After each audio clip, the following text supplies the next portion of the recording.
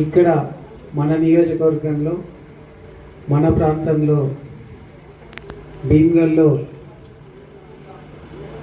గత టీఆర్ఎస్ ప్రభుత్వం ఉన్నప్పుడు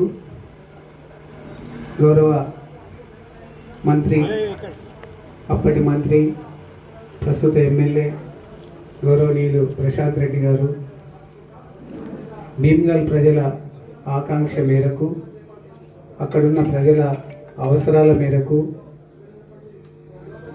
కేసీఆర్ గారితో ఉన్న సాన్నిహిత్యంతో మరి తాను శాంక్షన్ చేయించిన 100 పడకల ఆసుపత్రి అయితేమి, veg and non veg integrated market అయితేమి, గతంలో ప్రారంభింపబడి సరిగా నడవక మూతపడ్డ బస్ డిపో పునరుద్ధరణ అయితేమి, గ్రామంలో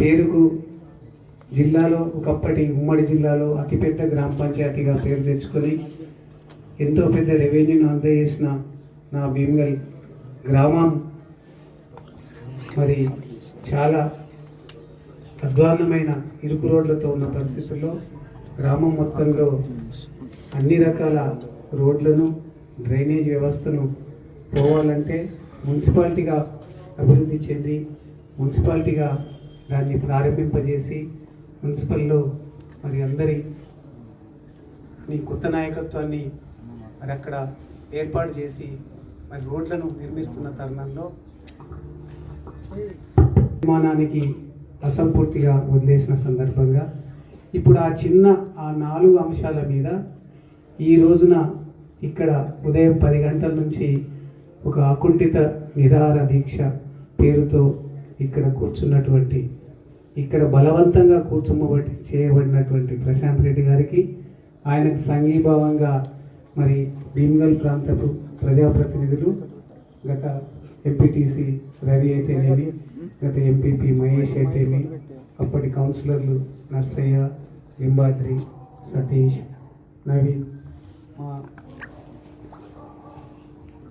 ఇక్కడ ప్రశాంత్ రెడ్డి గారికి మన నాయకుడికి సంఘీభావంగా మరి తరలి వచ్చినటువంటి నియోజకవర్గ స్థాయి నాయకులందరికీ, ప్రింట్ ఎలక్ట్రానిక్స్ మీడియా మిత్రులకు, సోషల్ మీడియా మిత్రులకు అందరికీ కూడా మరొకసారి ఈ సంఘీభావ సందర్భంగా మీ అందరికీ మరి అభినందనలు, కృతజ్ఞతలు తెలియజేసుకుంటూ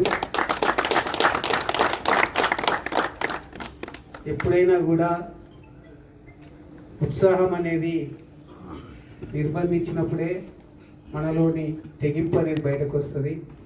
మనము ఒక పని చేయాలనేటువంటి ఒక సంకల్పం ఏదైతే ఉంటుందో ఆ సంకల్పము మనం చేసే పనిని ఎవరన్నా అడ్డుకుంటే, ఎవరన్నా దానికి అడ్డు చెప్పితే, దాన్ని నిర్బంధిస్తే మనకి ఇంకా చేయాలనే తెగింపు మనకు వస్తుంది. దాని పర్యవసానమే ఈరోజు దీక్ష. శాంతియుతంగా నిరాహార దీక్ష చేసి ఆ ప్రాంత ప్రజల ఆకాంక్షలను నెరవేర్చడానికి మరి కోరుకున్నటువంటి ఒక ప్రజాప్రతినిధిగా, ఎమ్మెల్యేగా తన బాధ్యత నిర్వహిస్తున్న క్రమంలో నిర్బంధం పేరుతో మరి అణచివేయాలని చూసిండు, కానీ అది ఒక రకంగా మరి మనకు బెడ్సిపోతున్నదనే విషయం పాలకులకు అర్థమైంటుంది. ఇప్పటికీ మన తెలంగాణ వచ్చిందే నిర్బంధాల నుంచి బయటకు. ఉమ్మడి ఆంధ్ర రాష్ట్రంలో మనము నిర్బంధాల పట్ల, వివక్షల పట్ల మనము ఎన్నో కోల్పోయినాం. కాబట్టి ప్రతి ఒక్కరు సకల జనులము మరి ముందుకు వచ్చి అందరూ అన్ని రకాల దీక్షలు చేస్తే మరి తెలంగాణ మనం సాధించుకోగలిగాం. అట్లాంటి నిర్బంధాన్ని ఒక చిన్న కాన్స్టిట్యుయెన్సీలో మనకు ఒక ఆకాంక్షలు, ప్రజల ఆకాంక్షలు నెరవేర్చడానికి ఒక నాయకుడిగా, ఒక ప్రజాప్రతినిధిగా, ఒక ఎమ్మెల్యేగా తను సాధించినటువంటి అప్పటి పథకాలను సంపూర్తి చేయాలన్నటువంటి ఆలోచనను మరి ఏదైతే అణచివేయాలనుకున్నారో అది చాలా దారుణం, అది మంచిది కాదు. ప్రభుత్వానికి, ఆ ప్రభుత్వంలో ఉన్నటువంటి ఈ ప్రాంత నాయకులకు కూడా అది మంచిది కాదు. ఈ రోజున ఏదైతే 100 పడకల ఆసుపత్రి ఉన్నదో, భీమ్గల్లో కనుక 100 పడకల ఆసుపత్రి ఏర్పాటైతే అక్కడ బెనిఫిట్ అయ్యేది ఎవరు?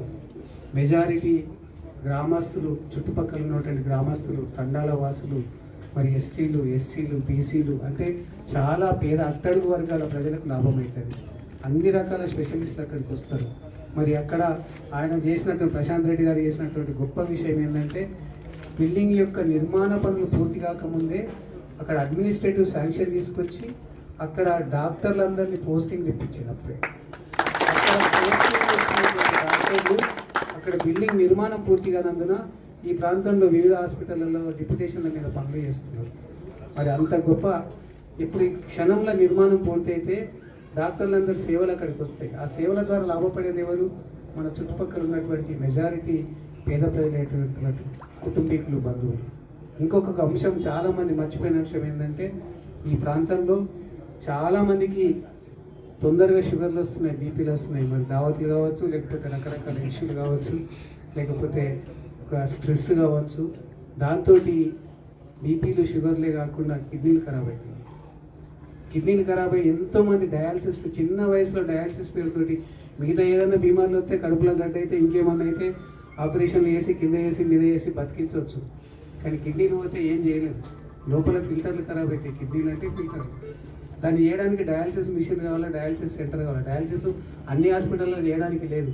ఆ డయాలసిస్ కూడా నాకు కొంచెం చూస్తుంటే 2022లోనే భీమ్గల్ ఆసుపత్రికి డయాలసిస్ యొక్క సౌకర్యం అనేటువంటిది అప్పుడే శాంక్షన్. మన ఇళ్ళల్లో ప్రతి 10 ఇళ్ళకు ఒక్కొక్కరు డయాలసిస్ పేరుతో నిజామాబాద్కు బండి పెట్టుకొని ఒక మనిషి ఎమ్మటై నిజామాబాద్కు కొన్ని రోజులు ఆర్మూల డయాలసిస్ సెంటర్ నడిచింది. ఇప్పుడు అది కూడా సరిగా నడవట్లేదు. ప్రతి ఒక్కరు నిజామాబాద్ పోవాల్సి వస్తుంది.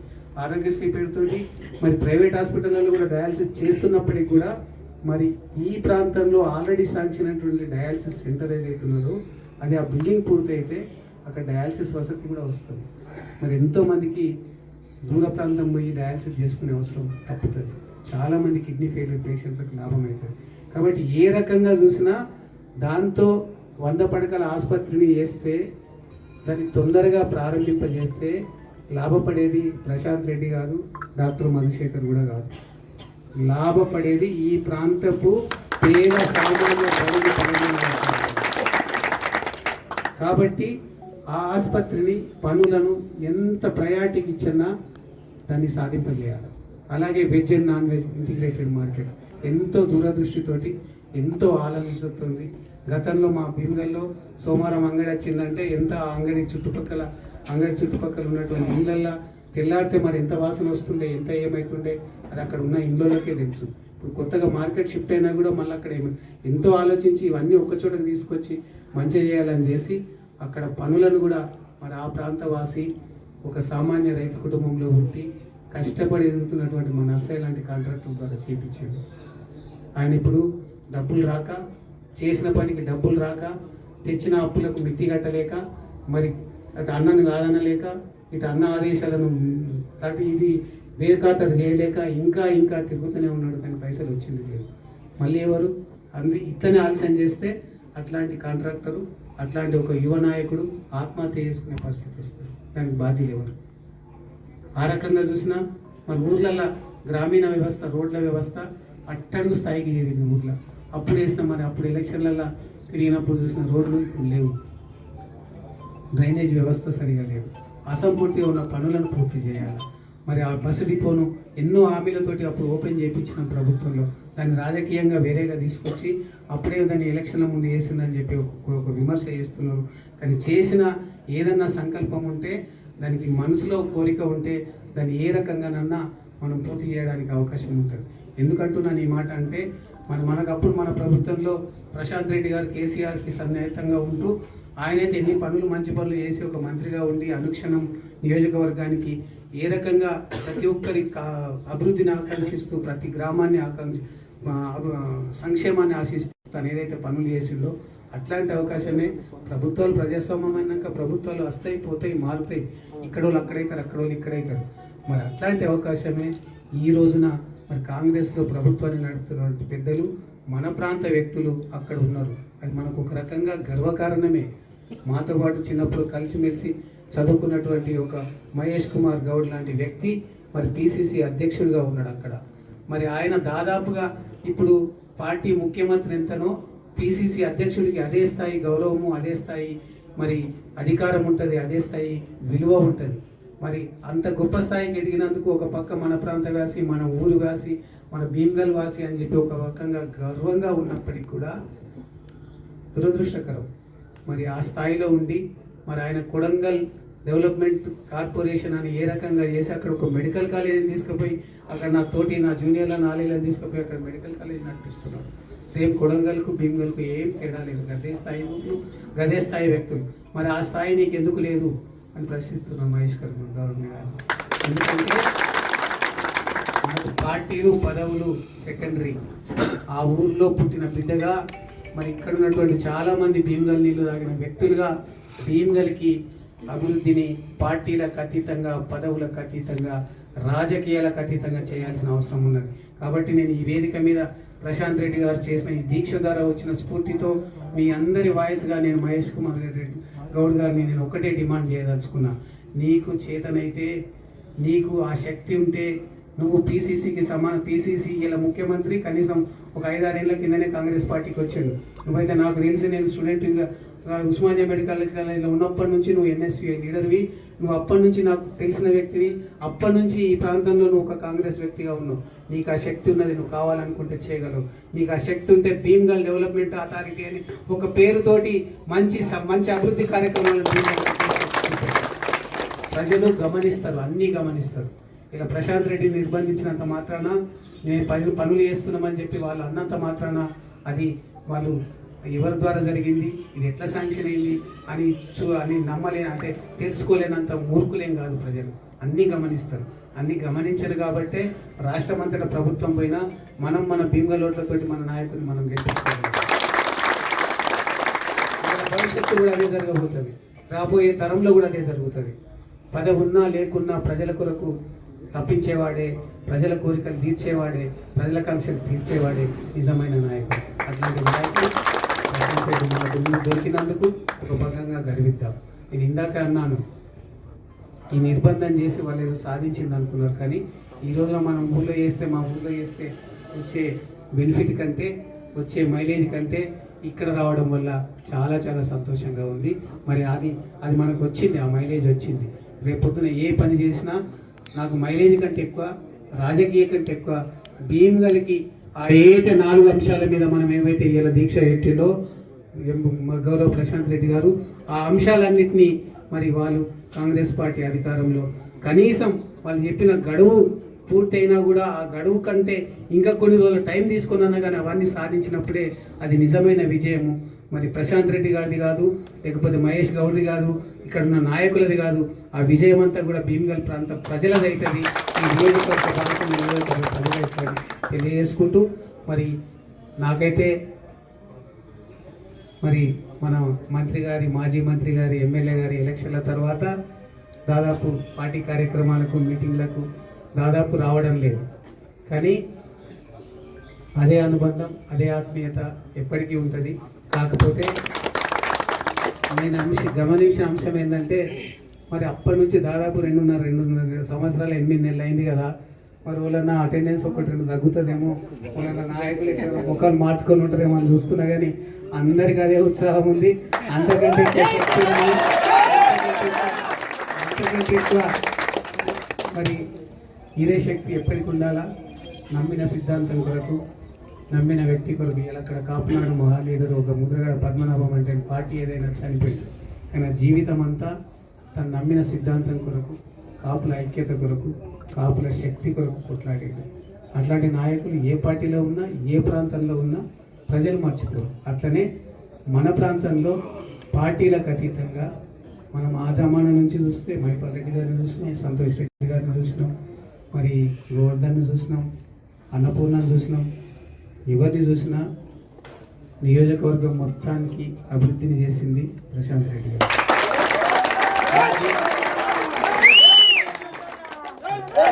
అలాగే నేను 35 ఏళ్ల పైన ఆర్మూర్లో ప్రాక్టీస్ పెట్టిన అనుక్షణం తప్పించేది నా భీమ్గల్ కొరకు, నా భీమ్గల్ ప్రజల కొరకు. ఇప్పటికీ నా ఊరికి ప్రజలకు ఫీజు తీసుకోకుండా చూస్తున్నాను. ఏం చేసినా నా భీమ్గల్లో మంచి జరగాలన్నా, భీమ్గల్లో మరి ఏ అభివృద్ధి జరగాలన్నా అది నేను ఆ రోజున కూడా గవర్నమెంట్ హాస్పిటల్ 100 పడకల హాస్పిటల్ ఓపెన్ అయిన రోజు కూడా మరి మంత్రి గారికి చెప్పడం జరిగింది. అది అప్పటి ఆ ఊళ్ళో పుట్టిన ప్రతి ఒక్కరి కళ. సుదర్శన్ రావు గారి నుంచి మొదలు పెడితే, గోవిందరావు గారి నుంచి మొదలు పెడితే, మన సురేందర్ రెడ్డి గారి నుంచి మొదలు పెడితే, మా నాన్నగారి బద్లింగయ్య గారి నుంచి మొదలు పెడితే, ఒక్కూరు మా పెద్ద భూమన లాంటి మా పాతకాలపు పెద్ద మనుషులను మొదలు పెట్టుకుంటే అందరినీ చిన్న భూమన కానీ పెద్ద భూమన కానీ కులాలు లేదు మతాలు లేదు, మా చనిపోయిన పొదల నర్సయ్య లాంటి వాళ్ళు మొదలు పెడితే కులం లేదు మతం లేదు, అందరికీ మా ఊరు డెవలప్ కావాలా, మా ఊర్లో మంచి వసతులు ఉన్నటువంటి ఆసుపత్రులు కావాలా, భీమగల్కి వచ్చేటోళ్ళు ఎవరు బండ్లు కట్టుకొని వస్తుంది తండాలకి వెళ్ళి డెలివరీ కావాలంటే యాడి అనుకుంటా వాళ్ళు వచ్చి ఎన్ని కష్టాలు పడతారు అనేటువంటి ఆ ప్రాంతంలో పుట్టి పెరిగిన వాళ్ళకి తెలుసు. ఇప్పుడంటే వసతులు పెరిగినాయి, మనకు రోడ్లు వచ్చినాయి, ఎక్కడంటే అక్కడ పోగలుగుతున్నాం, సెల్ ఫోన్లు వచ్చినాయి, ఏదంటే చెప్పుకోగలుగుతున్నాం. ఒక 20 ఏళ్ళ కింద ఒక 30 ఏళ్ళ కింద పరిస్థితి చూస్తే చాలా దారుణం. అట్లాంటి కష్టాలకి వెళ్ళి చూసిండు, అట్లాంటి కష్టాలను నాన్నగారు సురేందర్ రెడ్డి గారు తాను విన్నాడు చూసిండు. కాబట్టి ఫస్ట్ రోడ్లు డెవలప్ అయినాయి, ప్రజల అవసరాలు డెవలప్ అయినాయి, అవన్నీ చేయడానికి ముందుకు పోతున్నాడు. ఆ ముందుకు పోయే క్రమంలో మీ అందరి సమక్షంలో నేను చెప్పదలుచుకున్నా, మీటింగ్లకు వచ్చినా రాకున్నా నా ఆలోచన నా ఆత్మీయత తన విన్నట్టు ఉంటుంది, ఎప్పటికీ ఉంటుంది. ఆ రకంగా ఉండే క్రమంలో ఈ రకంగా మనం కలిసికట్టుగా ఈ ప్రాంత ప్రజల సంక్షేమం కొరకు మీరు చేయబోయే ప్రతి అడుగులో ప్రతి పనిలో మీతో ప్రత్యక్షంగా లేకున్నా పరోక్షంగా ఏ రకంగా మీ వెన్నట్టు ఉంటామని చెప్తూ మీ దీక్షకి మనస్ఫూర్తిగా అభినందనలు తెలియజేస్తూ రేపొద్దున ఈ దీక్ష ద్వారా మరి నిజమైనటువంటి ఆ పను ఆగిపోయిన పనులు మళ్ళీ స్థాపింపజేయబడితే అది మీ విజయము, మీ ద్వారా అది భీమగల్ ప్రాంత ప్రజల పాల్గొండ నియోజకవర్గాల ప్రజల విజయంగా భావిస్తూ మరి ఈ రోజున ఆయనతో పాటుగా ఈ దీక్షలో కూర్చున్నటువంటి మా భీమగల్ ప్రాంత నాయకులందరికీ కూడా మా ఖాళీ ఉన్న చప్పట్లు కొడుతున్నారు, గట్టి కొడతలేదు కానీ కొడుతున్నారు. అందరికీ ఆనందంగా ఉంటారు. మా ఊరి సమస్యల కొరకు మరి మా ఊరి ప్రజలందరి కోరికల నెరవేర్చడం కొరకు తాను దీక్ష చేయడము, దానికి మద్దతుగా వెన్నట్టుగా మీరందరూ ఉండడం, అందులో నేను భాగస్వామి కావడం నాకు సంతోషంగా ఉందని తెలియజేసుకుంటూ ఒక్కసారి స్లోగన్ ఆగిపోయిన 100 పడకల ఆసుపత్రిని, ఆగిపోయిన 100 పడకల ఆసుపత్రి పనులను